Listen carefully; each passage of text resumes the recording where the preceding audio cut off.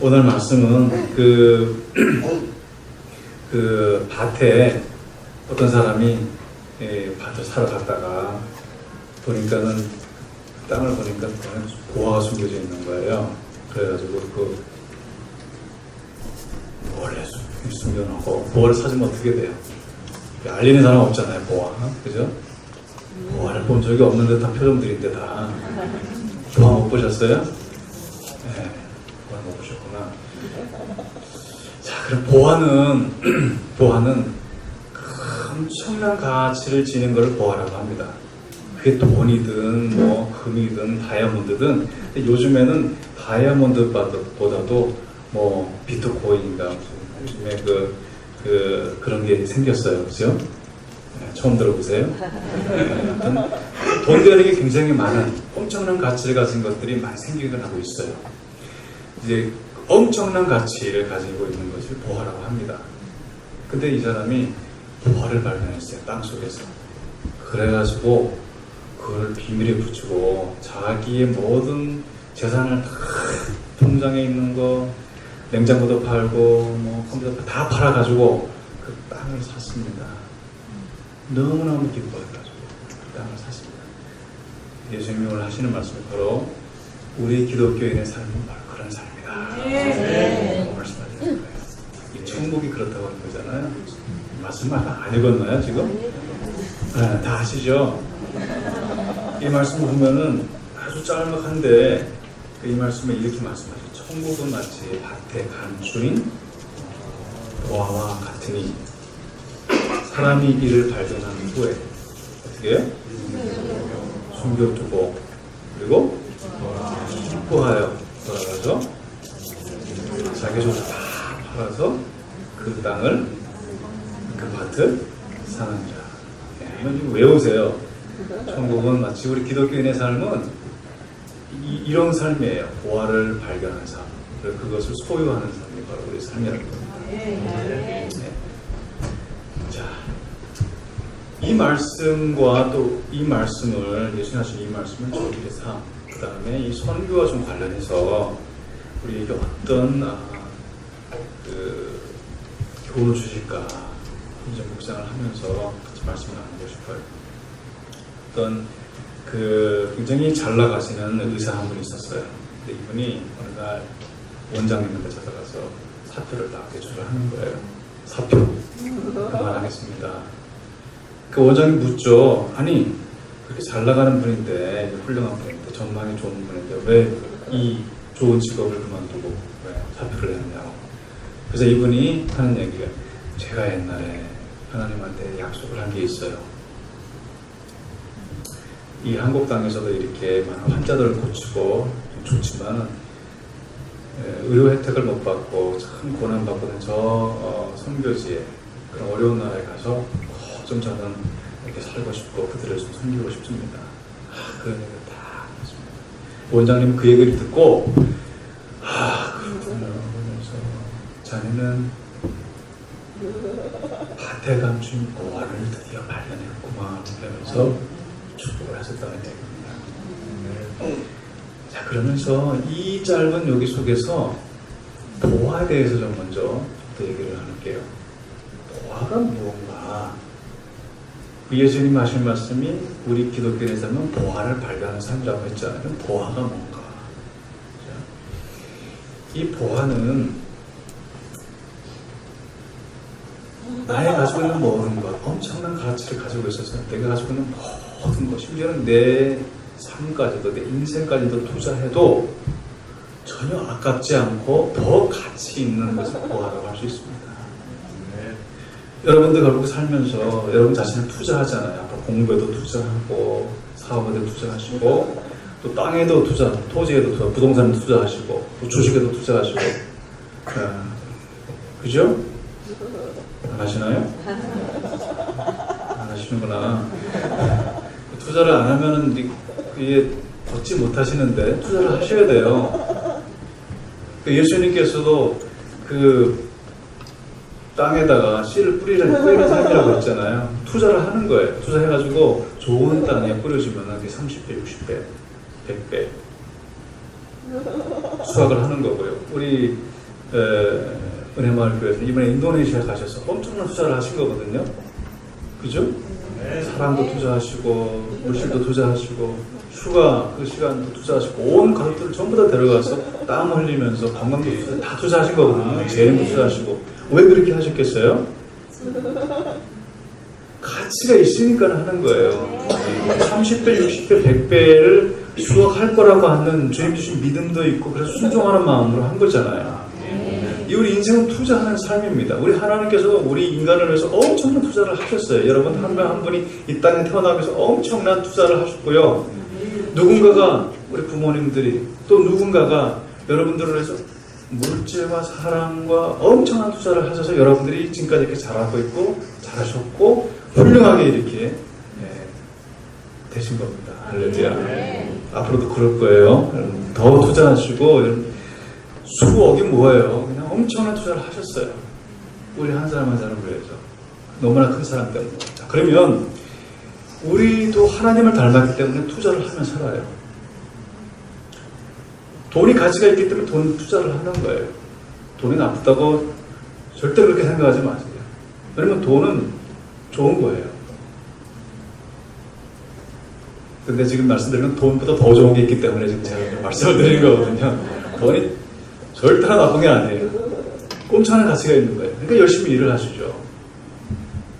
근데 돈보다 더 가치 있는 게 생겼기 때문에 그 돈을 또 거기에 또 투자를 하는 거예요. 그게 우리 기독교의 삶인 것입니다. 저는 이제 50대 중반이 돼가지고 파키스탄에 한 18년을 보냈어요. 그러고 나서 이제 앞으로 제가 생산적인 삶을 살 수 있는 그런 시간이 한 15년 안팎이 된 것 같아요. 우리가 죽을 때까지 다 생산적인 삶을 살 수 있는 건 아니잖아요. 그죠? 뭔가 이렇게 생산적인 할 수 있는 시간이 딱 정해져 있습니다. 황금기. 그 시대까지 지나가면 우리 가치가 내려가요, 사실. 그죠? 그러니까 그 시간이 굉장히 중요한 시기거든요. 그다음에 이제 15년 남았다고 이제 생각을 합니다. 그러면 18년을 보냈고 지금 15년이 남았는데 이 나머지 15년은 내가 어떻게 살아야 될지 어디에 투자를 해야 될까 이런 고민을 했어요. 파키스탄에 돌아가면서 파키스탄에 살면서 그런 고민을 해봅니다. 과연 파키스탄 땅에 이렇게 나의 전 인생을 투자할 만한 가치가 있는가 이런 고민을 하게 돼요. 주님께 여쭤봅니다. 이 선교사는 아무 생각도 없는 사람이 아닙니다. 또 꼼꼼히 따져보고 이 세상적인 관점에서 따지는 게 아니라 하나님 관점에서 과연 진짜 뭐가 가치 있는 삶인가, 파키스탄이 그런 가치 있는 곳인가. 사실 파키스탄이 세상적으로는 그렇게 가치 있는 나라가 아니죠. 그러니까 거기에 사업 투자하는 분들도 별로 없고 이민 가는 사람들도 한 번도 못 들어갔어요. 한 번도 이민. 캐나다, 미국은 엄청나게 가거든데 유학도 안 오더라고요, 파키스탄. 그런데 지금 파키스탄에 이민을 하려고 하는 분이 한 분 있어요. 저 같이 사역하는 필리핀 선교사인데 이분은 필리핀 시민이거든요. 근데 파키스탄 목사님하고 결혼했다가 목사님이 일찍 돌아가시고 거기서 자기 전생 드리면서 인생을 좀 파키스탄에 열심히 사역하고 계신 분인데 이분이 파키스탄 사역을 더 효과적으로 하기 위해서 필리핀 시민권을 포기하고 파키스탄 시민권을 남편이 이제 파키스탄 사람이었기 때문에 그 영주권은 있어요. 시민권까지 하려고 그런 하나님 나라를 위해서 더 가치 있는 것을 위해서. 자, 그러면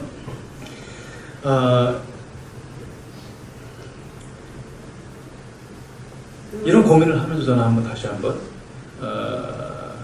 우리 한국 이 역사를 한번 옛날 얘기를 한번 생각해봤어요. 100여 년 전에 우리 한국은 조선이라고 불렸어요. 조선. 미국 사람들은 조선이랑 발음보다 초선이라고 불러요. 초선. 잉글리시로 choose 뭐예요? choose. 선택한. choose. I choose you 하면 I choose you as my wife 하면 저기네. I choose you as my wife. 그래서 내 와이프 선택했다. choose. 한국은 조선 땅이었어요. 근데 그때 가난했고요. 병도 너무 많아가지고 많은 사람도 죽고 폐병 그리고 미신과 어두움 그리고 인권이 너무너무 없던 그런 나라였어요. 많은 분들이 고통당하고 그런 땅에 미국에서 엄청난 수백 명의 선교사님들이 계속 오기 시작했어요. 그분들은 미국 땅에서 그 당시에 선진 문화 있잖아요. 선진 나라 있잖아요. 거기서 잘 살 수 있는 그 자기의 삶의 권리, 그 다음에 좋은 집, 좋은 직장, 편하게 살 수 있는 걸 다 포기하고 온 거예요. 그걸 투자한 거예요. 조선이라는 땅에, 우리나라. 저와 여러분들에서 투자를 한 거예요. 사실 그 당시에 조선을 위해서 투자하는 사람들이 없었어요. 지금은 코스닥에 올라갔잖아요. 삼성도 올라가고 투자를 하지만 그 당시에는 아무것도 없어요. 아무것도. 정신이 없는 사람들이 투자를 한다는 거예요. 근데 그 선교사님들은 엄청나게 돈도 투자하고 자기 인생도 투자하고 자기 재능도 다 투자했어요. 신학교도 세우고 병원도 세우고 학교도 세우고 자기 삶도, 심지어는 자기의 사랑하는 아기도 이 땅에서 자라다가 병 걸려서 죽고 무덤에 요만한 아이를 땅에 묻으면서 얼마나 마음이 아팠겠어요. 그래도 이 땅을 떠나지 않고 계속 조선 땅을 섬겼어요. 왜요? 왜? 보화를 발견하기 때문입니다. 보화. 우리 조선 고통받고 있는 우리의 저와 여러분들 속에서 보화를 발견했어요. 그 보화가 뭐예요? 예수님입니다. 예수님입니다. 그 안에 예수님이 고통받고 계시고 예수님이 기다리고 계시고 예수님께서 부르고 계신 것을 보고 투자를 한 거예요. 그걸 산 거예요. 2대, 3대째 송두째로 자기 삶을 대바치고 자기 자녀까지. 제가 얼마 전에 그 미국 선교사님의 손자, 그러니까 3대죠. 손자 되시는 선교사님을 만나서요. 할아버지가 선교사님이었다고. 근데 그분이 전라도에서 사역을 했대요. 호남이죠. 그러니까 하시는 말이 전라도 사투리를 하시더라고요. 선교로 사역을 하려면은 지대로 해야 돼요. 지대로. 엉터리를 하면 안 되고 지대로 해야 돼. 그렇게 지대로 믿고 지대로 가르치고 지대로 순종해야지 복을 받는 기업. 이렇게 사투리를 치더라고요. 그 미국 선교사님이. 너무 재밌었어요. 근데 그 선교사님들이 오셔가지고 처음에 한국교회 세우실 때, 시작하실 때 이 조선 땅에 그렇게 어둡고 소망이 안 보이는 것처럼 보이는 이 땅에 기도하시면서 하나님께서 이런 비전을 주셨대요. 무슨 비전이냐면 한국교회는 선교하는 교회가 될 것이다.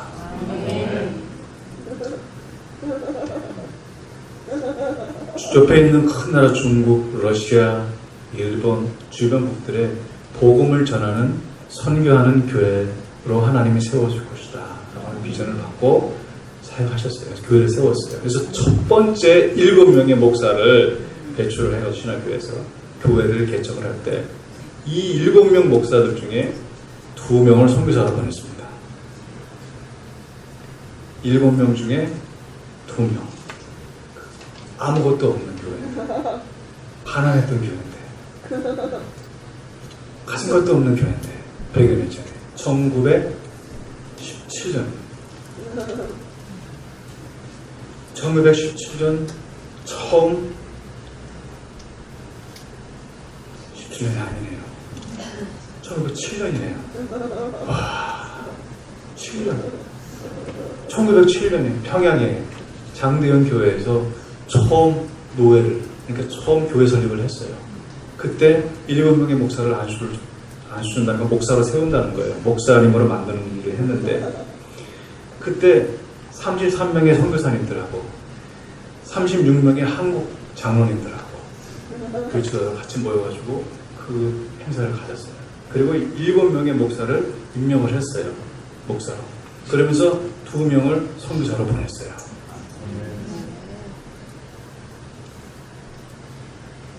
서경조, 이기풍, 길성주, 한석진, 송인서, 박희창, 양정백 7명의 목사로 세우셨고 이 중에 이기풍 목사님은 제주도로, 그 다음에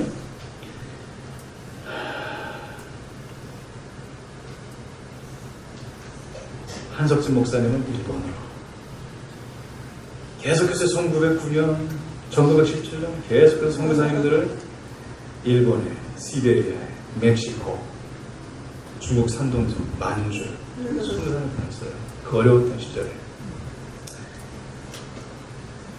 너무너무 감사해요. 그래서 우리 한국교회는 특별히 선교하는 사명을 갖고 태어난 교회입니다. 그래서 선교를 해야 살아요, 우리 교회는.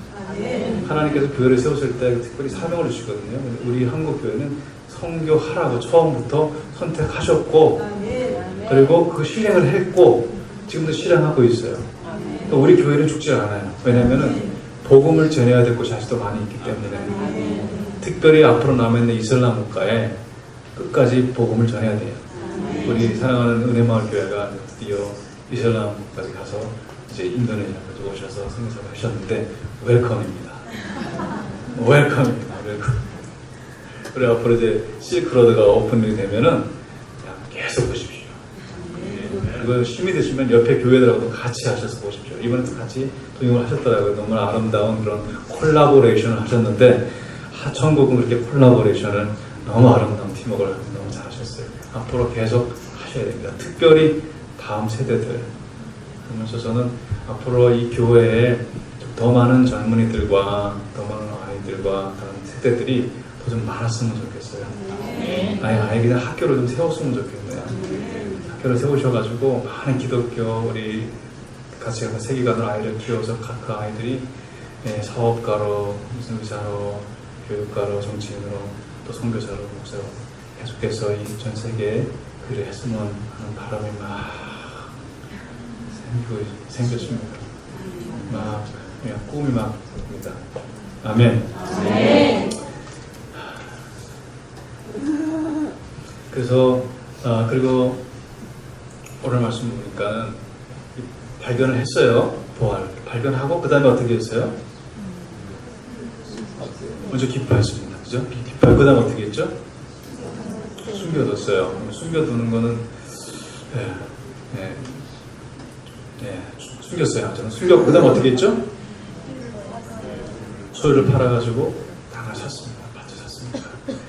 다시 말하면 선교는요 순종이에요. 순종이 없으면 아무 소용이 없습니다. 믿음도 순종해야 됩니다. 순종해야 하나님 축복을 주십니다. 할렐루야. 보화를 발견했으면요 그 다음에는 행동으로 옮겨야 됩니다. 보화가 있네. 너무 좋아. 너무 좋아하다가 그리고 그냥 사지 않았어요. 까먹었어요. 그냥 내버려뒀어요. 자기 게 안 돼요. 아무 소용없어요. 천국도 이래요. 우리가 천국 너무 좋아요. 목사님 말씀 드리니까 너무 좋아요. 천국. 근데 순종을 안 해요. 순종 안 하면 이 천국이 자기 거 안 됩니다. 그냥 말로만 해가지고는 안 됩니다. 그냥 생각으로만 믿는다고 이렇게 하는 게 아닙니다. 순종을 해야 됩니다. 사야 됩니다. 사지 않고 그냥 자기가 받았다고 착각하는 것만큼 너무 억울한 게 없어요. 자기 건 줄 알았는데 자기는 예수님 믿는다고 생각하고 자기는 천국을 소유했다고 생각하고 천국에 갈 거라고 생각하고 하나님이 자기 축복을 주셨다고 생각하는데 착각인 거예요. 얼마나 억울해요. 왜냐면 사지는 않았으니까. 다 팔아서 사야 됩니다.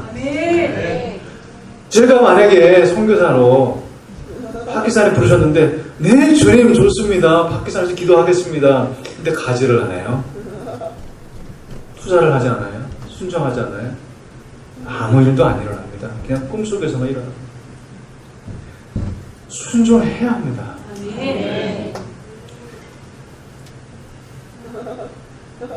제가 한 가지 비밀 알려드릴게요. 아마존하고 그다음에 구글이 굉장히 전망 있는 두 회사예요. 주님 투자 안 하시면 아무 소용이 없어요. 투자를 하셔야 돼요. 이게 주식회사 나온 것도 아니지만은 그냥 이게 우리가 이해하기 쉽게 그렇다는 말씀입니다. 투자를 안 하면 아무리 그 두 회사가 성장하고 앞으로 뭐 몇 배 성장하고 해도 주가가 올라가도 나만 아무 소용이 없어요. 지금 아마존이 한국도 진출한다고 하지 않습니까? 투자하셔야 됩니다. 투자를. 네. 그래야 돈을 버세요. 그래야 보화를 얻으세요. 투자를 해야. 예수님께서도 하나님의 아들이셨지만은 고난을 통해서 순종하는 법을 배우셔서 온전하게 되셔서 우리에게도 구원을 전해주신 거예요. 예수님이 하나님 아버지 그러세요? 뜻이 그러세요? 네, 알겠습니다 하고 순종 안 하셨으면 십자가에서 자기 생명 주지 않으셨으면요 우리 구원 못 받습니다.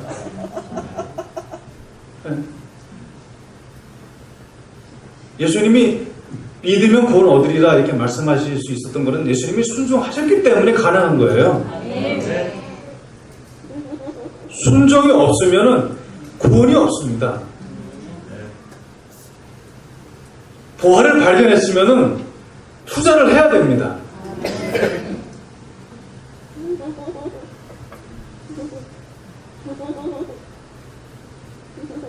뭐를 투자해야 되느냐고요? 작은 거라도 하나 투자하세요. 작은 거. 작은 거부터 시작합니다. 이제 안 하셨으면은 일단 10,000원을 투자하세요. 10,000원. 그냥 밥 한 끼, 아니 커피 한 잔 값이잖아요. 이런 것처럼 여러분의 삶 속에 내가 주님에서 뭐를 투자하지? 보를에서 뭐를 드리지?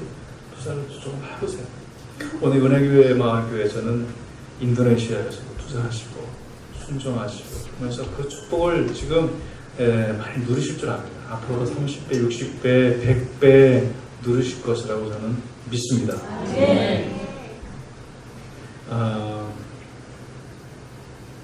어느 날 한 목회자가 받기 전에 제 신학교 찾아왔어요. 그때 와가지고 고민을 막 얘기하는 거예요. 무슨 얘기냐면 이 목회자가 진짜 열심히 목회를 잘했어요. 교회에서 뭐 병도 고치는 사람도 생기고 막 예수님께 돌아오고 귀신도 쫓아나가고 그러는데 어느 날 이제 무슬림 한 명이 자기 딸을 데리고 온 거예요. 막 딸을.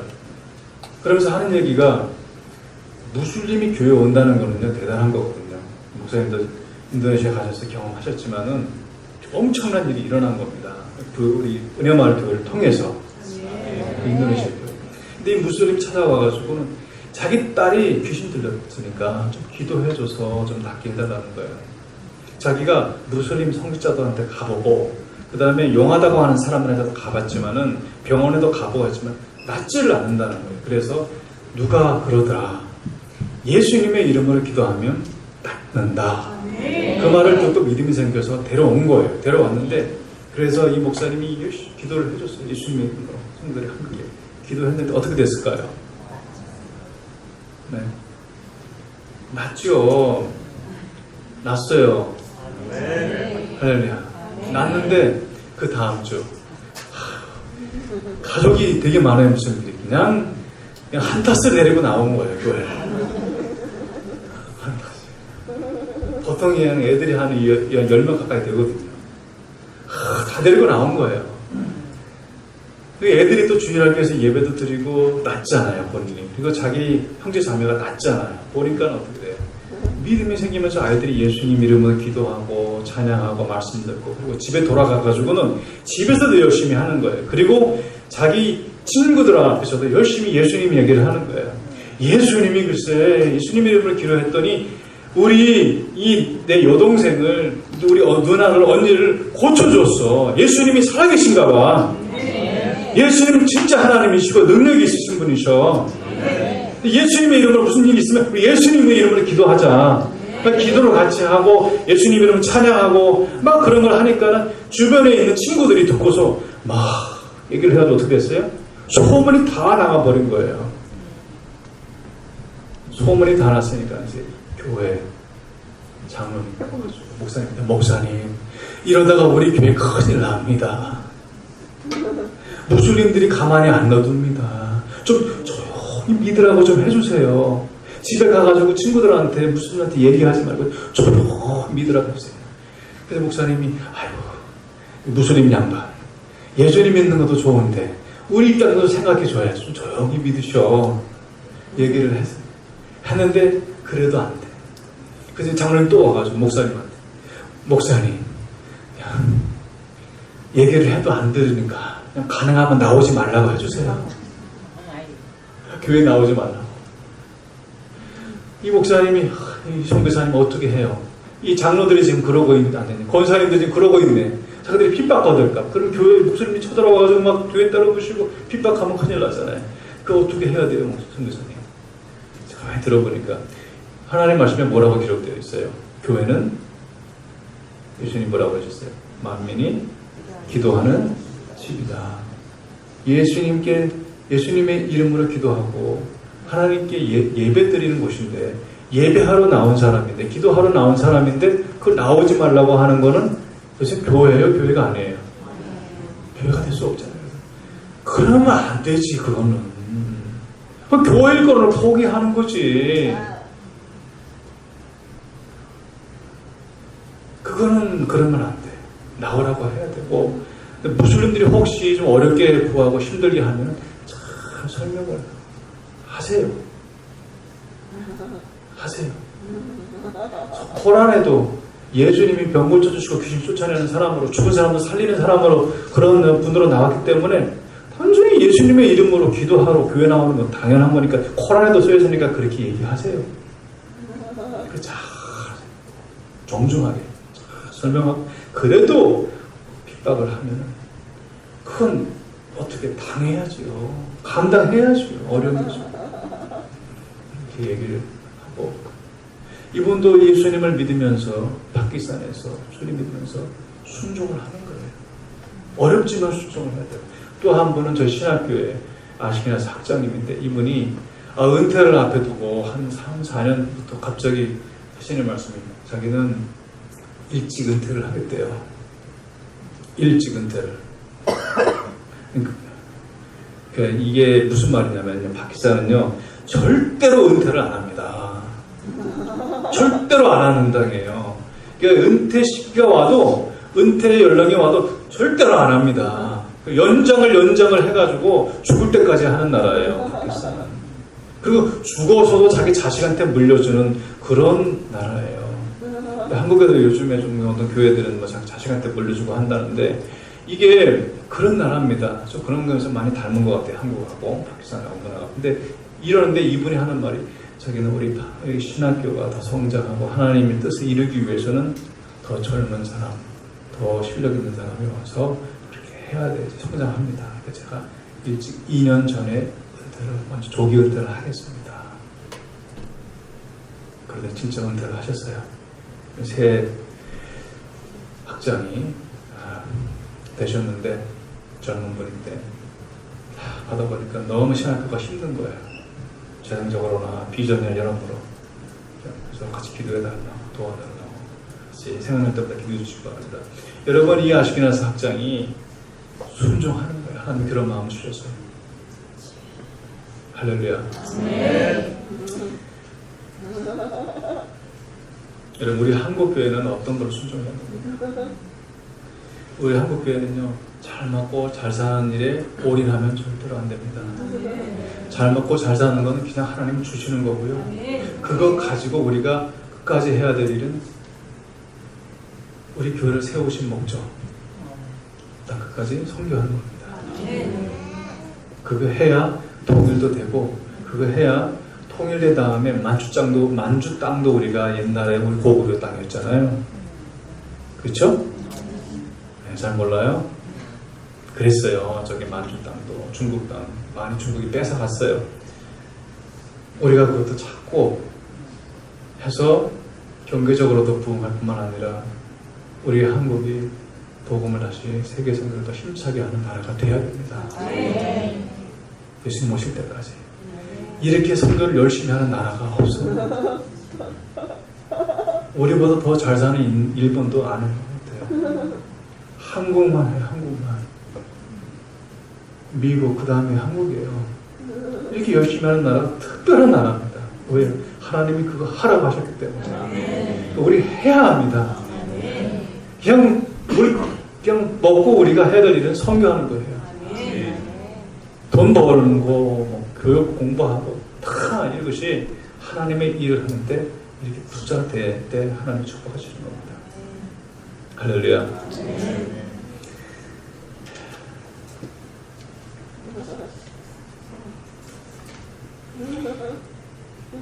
여러분, 제가 선교지에 가면서 과연 파키스탄에서 내가 뭘 보러 가지? 그런 고민을 할 때가 있어요. 파키스탄에 선교하러 가죠. 근데 꼭 잊지 말아야 될 것. 그는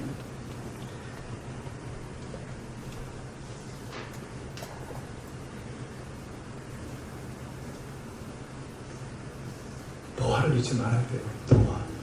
보화를. 보화를 잃어버리면 선교해도 꽝이고요. 사역해도 가장 중요한 걸 놓치고요. 돈을 벌어도 돈을 많이 쌓아놓고도 만족하지 못하고요. 아무리 좋은 직장, 아무리 성공을 해도 기쁨이 없습니다. 왜 그런지 아세요? 이 보화가 우리한테 기쁨을 주기 때문에. 자, 근데 예수님이 하신 이 비유를 우리가 이렇게 경험하며 살아야 되거든요. 근데 적지 않은 많은 분들이 좀 다른 버전으로 살고 계시더라고요. 예수님의 이 밭에 감추인 보화 버전으로 살지 않고 이런 버전으로 살아요. 어떤 버전이냐면 어느 그리스도인이 보화를 발견했어요. 그래서 그래가지고 자기 너무 기뻐해가지고 자기 소유를 다 팔아서 그 땅을 샀습니다. 여기까지는 똑같아요. 샀는데 그 다음에 그 땅에다가 이것도 심고 저것도 심고 꽃들도 키우고 그리고 그걸 또 이제 팔아다가 수확을 거둬서 그걸 팔아서 장에다가 팔고 또 수입이 들어오고 비즈니스가 굉장히 잘 돼요. 그리고 그 키우는 그 사업을 키우는 그 밭에서 수확하면서 그걸 키우는 기쁨이 너무너무 좋은 거예요. 그렇게 거기에 그 기쁨에 빠져서 보화를 잃어버렸어요. 보화를 까먹었어요. 그래가지고 1년에 한두 번만 들여다보고 힘들고 어려울 때나 잠깐 한번 들여다보는 그런 보화가 되어버렸어요.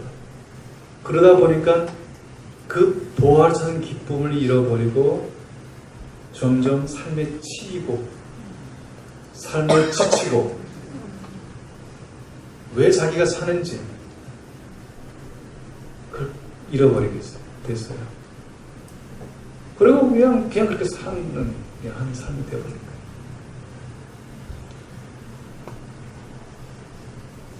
이게 적지 않은 많은 분들이 이렇게 살아가는 것 같아요. 그분들 삶 속에는 기쁨이 없어요. 왜요? 보화가 없기 때문에. 보화를 잃어버렸기 때문에. 보화가 있으면은